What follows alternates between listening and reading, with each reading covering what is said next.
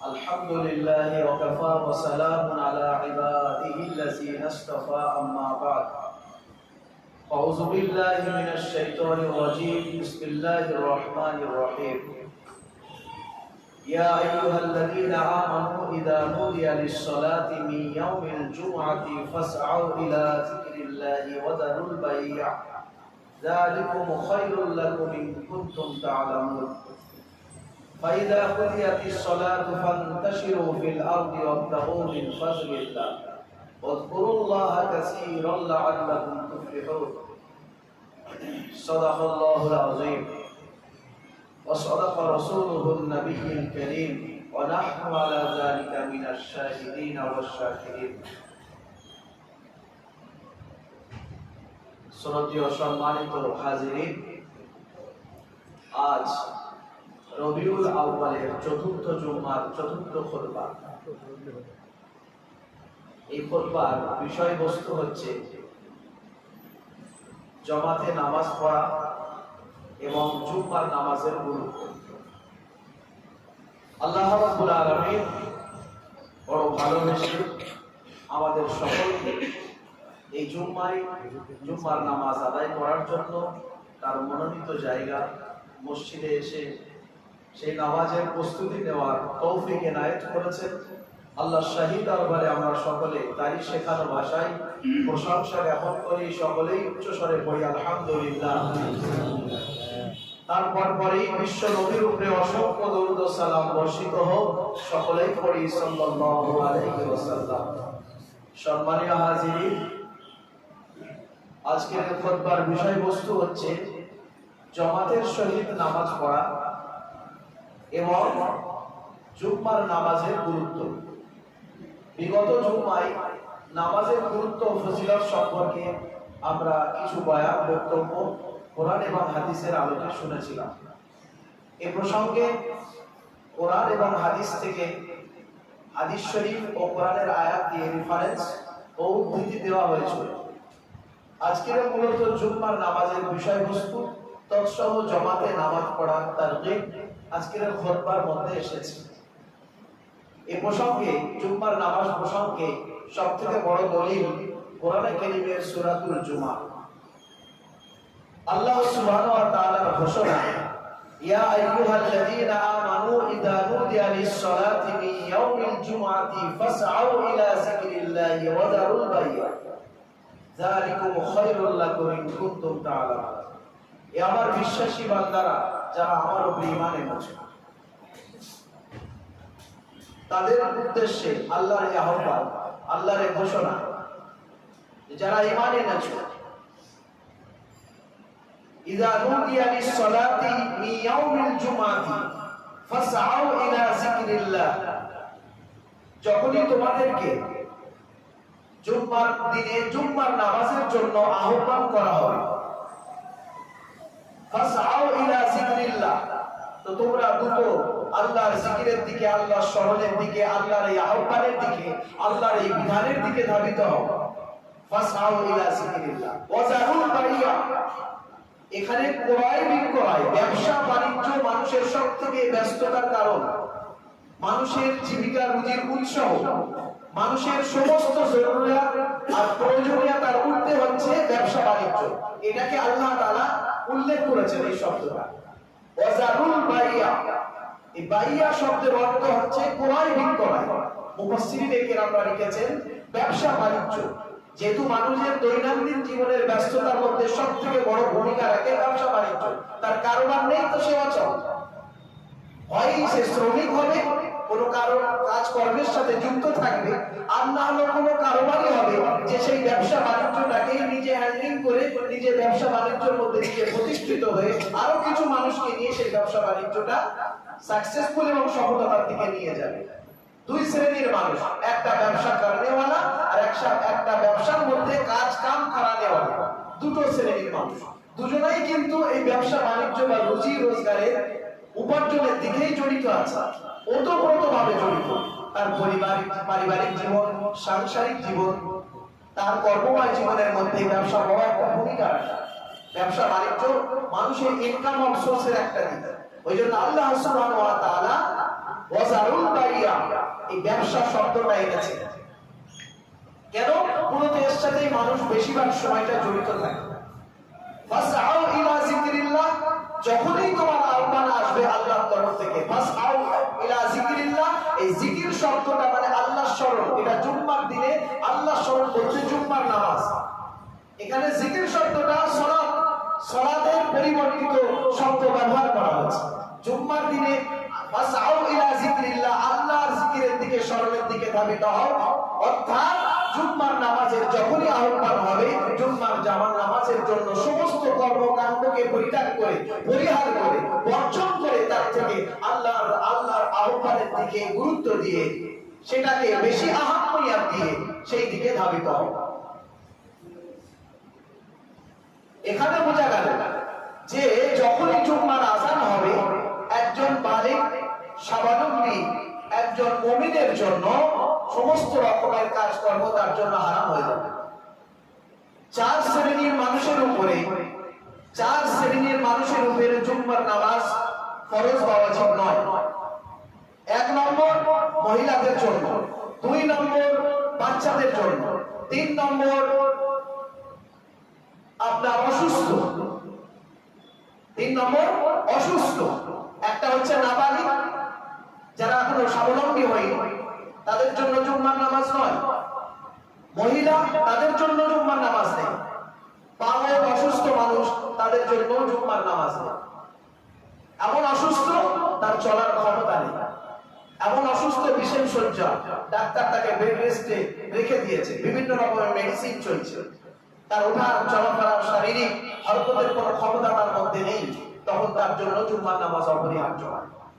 এছাড়া যারা সুস্থ সবল অবস্থায় 15 বছরের ঊর্ধ্বে পুরুষরা ঘোরাফেরা করছে, তাদের জন্য জুম্মার আযান আল্লাহু আকবার, আল্লাহু আকবার যখনই শুরু হবে, তারপর থেকে সমস্ত কাজকে তাকে শরীয়তের পরিবেশায় পরিহার করে, বর্জন করে আল্লাহর স্মরণে ধাবিত হতে হবে। এই সময় যারা আযানের পরেও কর্মময় জীবনে ব্যস্ত থাকে, তাদের জন্য জুম্মার দিন ওই সমস্ত কর্মকাণ্ডগুলো শরীয়তের পরিভাষায় হারাম, নাজায়েজ বলা হচ্ছে। আপনি জুম্মার নামাজের আযান হয়েছে, মনে করছেন আরো 10 বান্ডেল মাল প্যাক করে তারপরে যাব জুম্মার নামাজ। এই করতে করতে গাফিলতার মধ্যে শয়তান এমন ঢোকায় আপনাকে ফেলে দেবে, ঠিক আছে এই জুম্মার নাই, পরের জুম্মায় যাস। এইভাবে আপনাকে এত বড় ফজিলত সম্পন্ন ইবাদত থেকে, আল্লাহর হুকুম বিধান থেকে আপনাকে বঞ্চিত করে দেবে। আর বঞ্চিত করে দেওয়া মানে আপনি নিজে গুনাহগার হলেন, আর ওই সময় যে মানটা আপনি উপার্জন করেন সেটাও আপনার জন্য হারাম পন্থায় হলেও হারাম হয়ে যাবে। আল্লাহর হুকুমকে আপনি লঙ্ঘন করেছেন।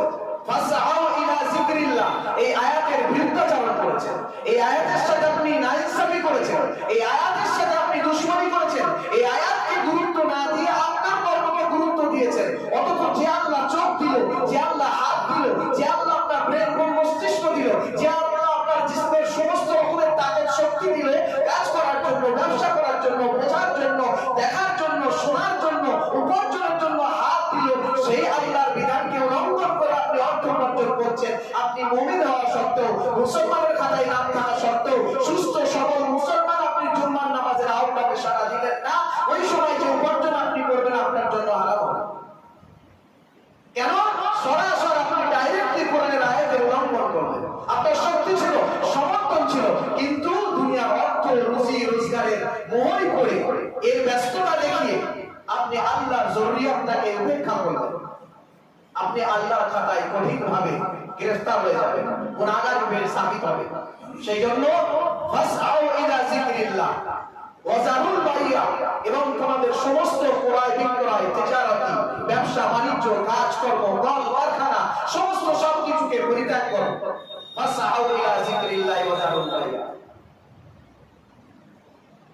আল্লাহ রাব্বুল আলামিন এই কঠিন ঘোষণা দিলেন জুম্মা সম্পর্কে, ইয়া আইয়ুহাল্লাযীনা আমানু, হে আমার বিশ্বাসী বান্দা, ইযা নুদিয়া লিস-সালাতি, যখনই তোমাদের সালাতের জন্য আহ্বান করা হয়, ইয়াউমিল জুমআতি, জুম্মার দিনে জুম্মার নামাজের জন্য, ওয়া যারুল বাইয়া, ক্রয় বিক্রয়কে পরিত্যাগ করো, ব্যবসা বাণিজ্যের ব্যস্ততা, এই জরুরিয়াতকে তুমি উপেক্ষা করে আল্লাহর রাস্তায় বেরিয়ে পড়ো। ফাসআউ ইলা যিকরিল্লাহি ওয়া যারুল বাইয়া, ওয়া যারুল বাইয়া যালিকুম খায়রুল লাকুম, যদি তোমরা দুনিয়ার সমস্ত জরুরতকে উপেক্ষা করে কাজ কর্মকে যদি লাথি মেরে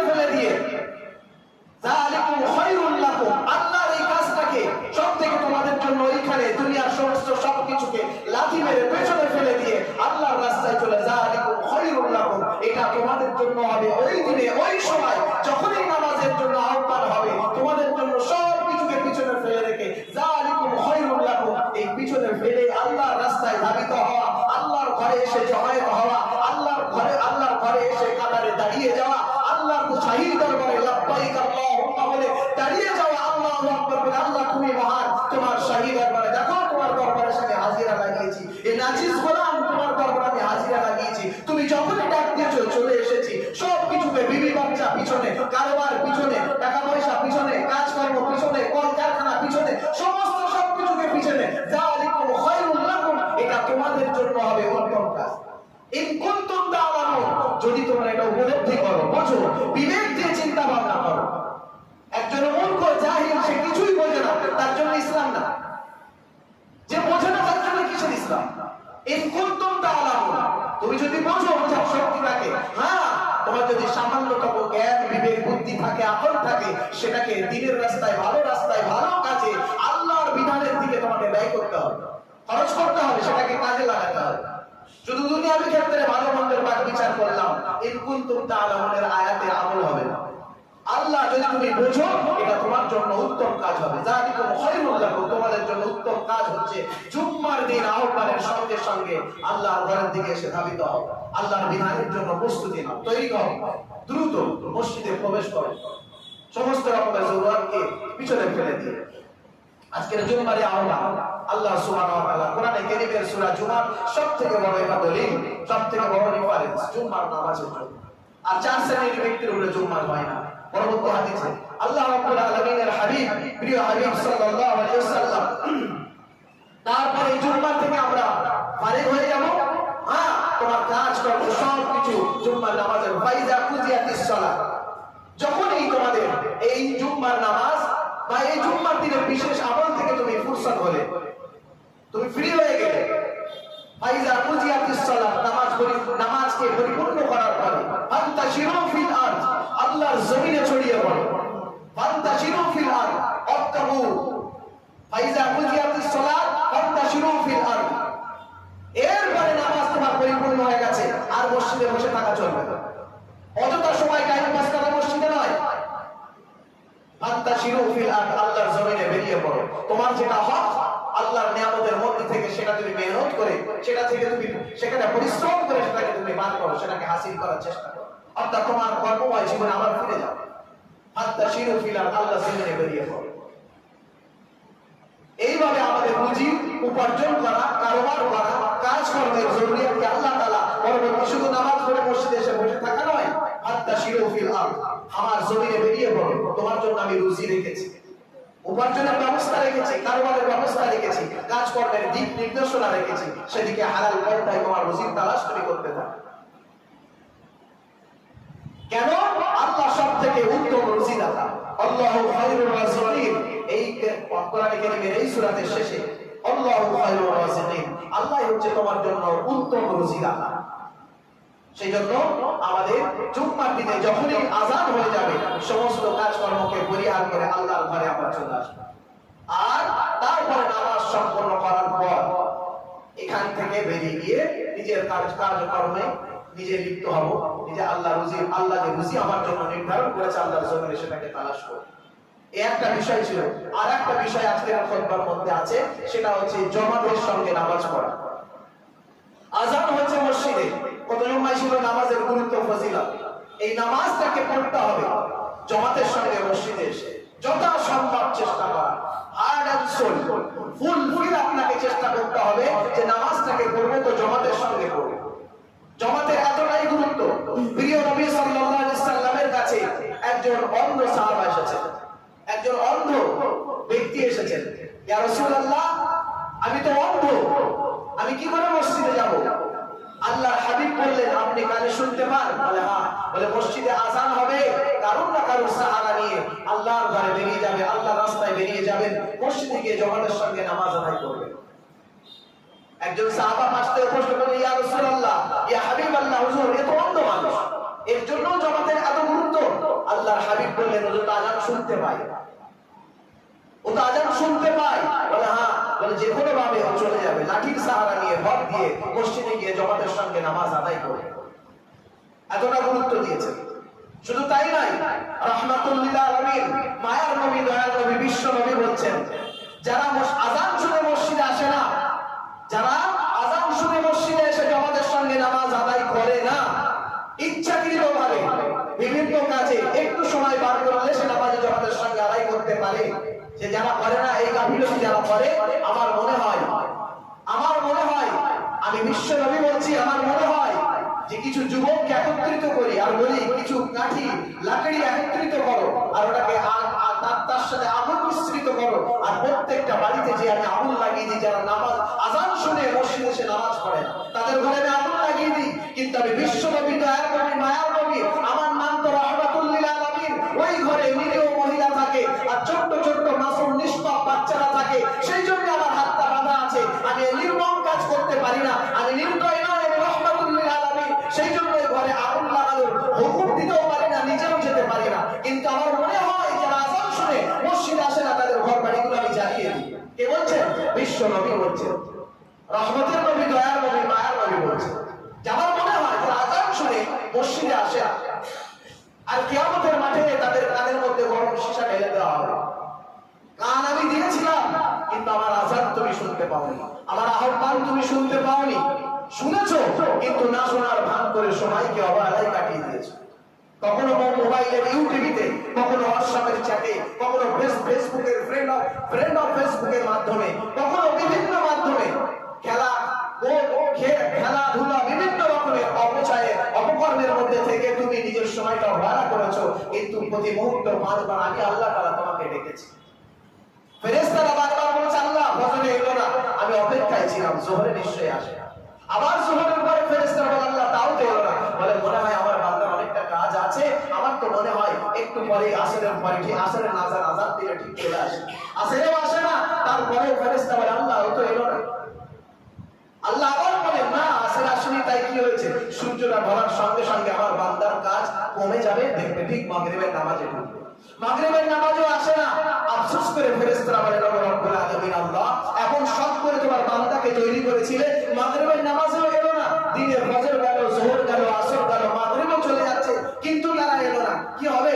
বলে আল্লাহ বললেন, আল্লাহ রব্বুল আলামিন বলেন, আমার নাম তো রহমানুর রহিম, আমি তো দয়াশীল রব, আমি কি করে আমার বান্দার উপরে গজব আযাব নাযিল করি? একটু অপেক্ষা করি, মনে হয় সারা দিনের কাজকর্ম ছেড়ে বিশ্রান্ত হয়ে ক্লান্ত হয়ে যখন ঘরে ফিরবে, কিছু সময় আরাম নেওয়ার পরে এশার নামাজে ঠিক যোগ দেবে, এশার নামাজ হয়ে যায়, বলে আমার বান্দা সারাদিন কাজ করে, আবার ফেরেশতারা অভিযোগ করে, আল্লাহ রাব্বুল আলামিন ও তো এলো না।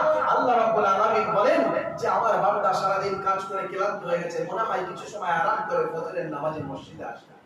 তারপরেও সকালবেলা ফজরের নামাজে আসেনি, আবার যোহরের জন্য আল্লাহ সুবহানাহু ওয়া তাআলা অপেক্ষা করে বান্দাকে সুযোগ করে দেয়, যাও কাজে যাও, যাও বিবি বাচ্চার জন্য রুজি রোজগার করো, আবার চোখ ঠিক রাখে, আবার হাত ঠিক রাখে, আবার পাও ঠিক রাখে, আবার শরীর ঠিক রাখে, আবার জিসমের তাকত ছড়িয়ে দেয়, আল্লাহর হুকুমের ফরমা বরদারিতে চোখের রোশনি ফিরে আসে, আরে শ্রবণ শক্তি ফিরে আসে, কথা বলার জবানের শক্তি ফিরে আসে, পায়ে চলার শক্তি ফিরে আসে, হাতে ধরার শক্তি আবার আল্লাহর হুকুমে ফিরে আসে।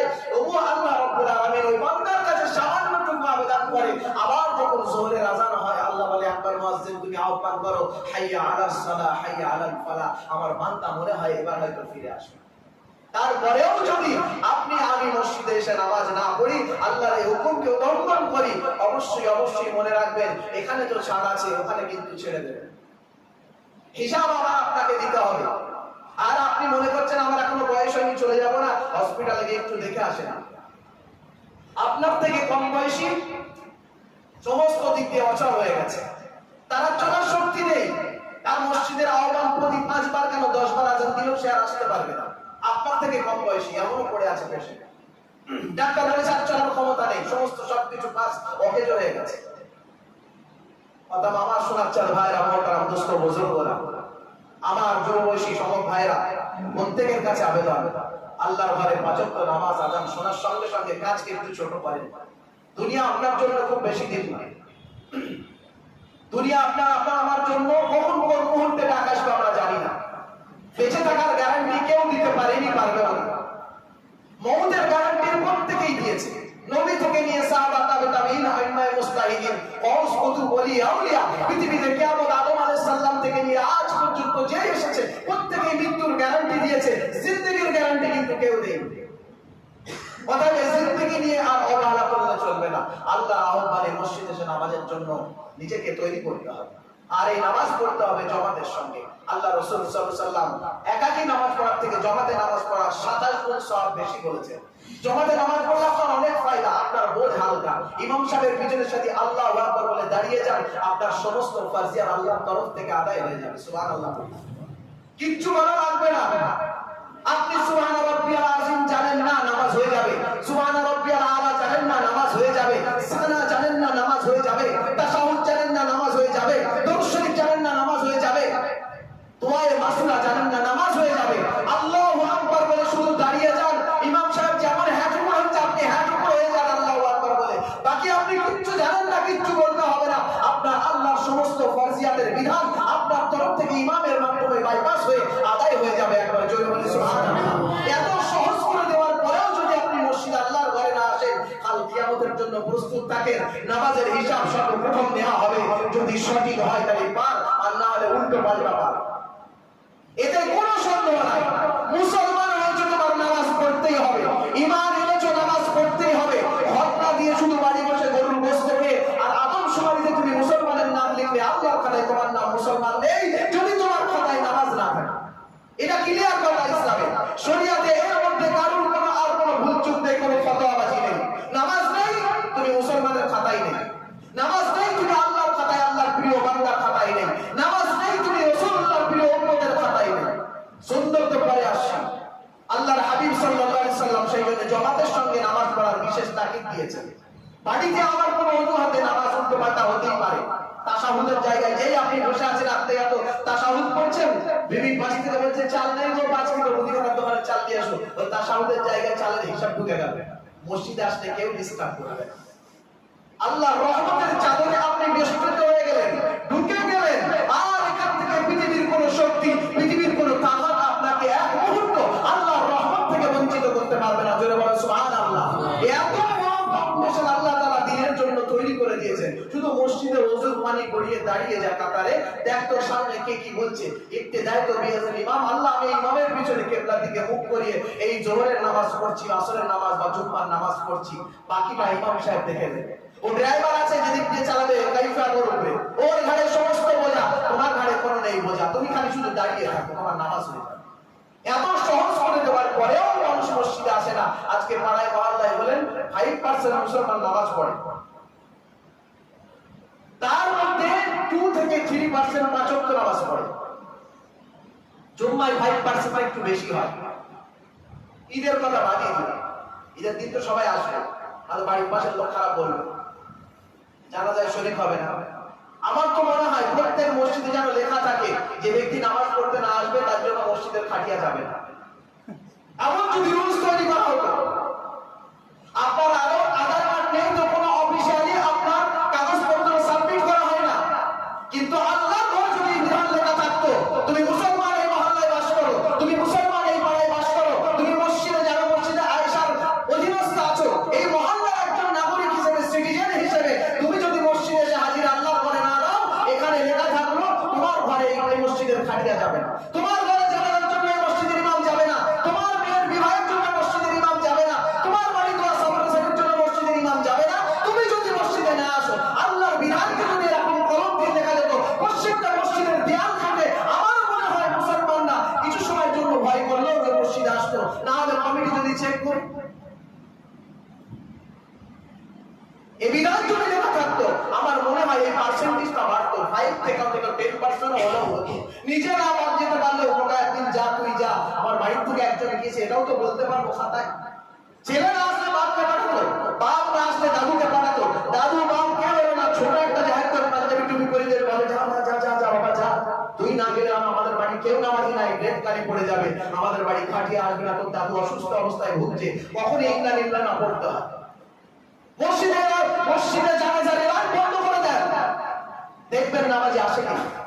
যদিও ইসলামে এই কঠোরতা বিধান দেওয়া হয়নি, লা ইকরাহা ফিদ্দিন, দ্বীনের ব্যাপারে জোর জবরদস্তি নয়। এই আয়াতটাকে কাজে লাগিয়ে দিয়ে আজকে কেউ ফতোয়া দেয় না যে না জবরদস্তি তো করা যাবে না।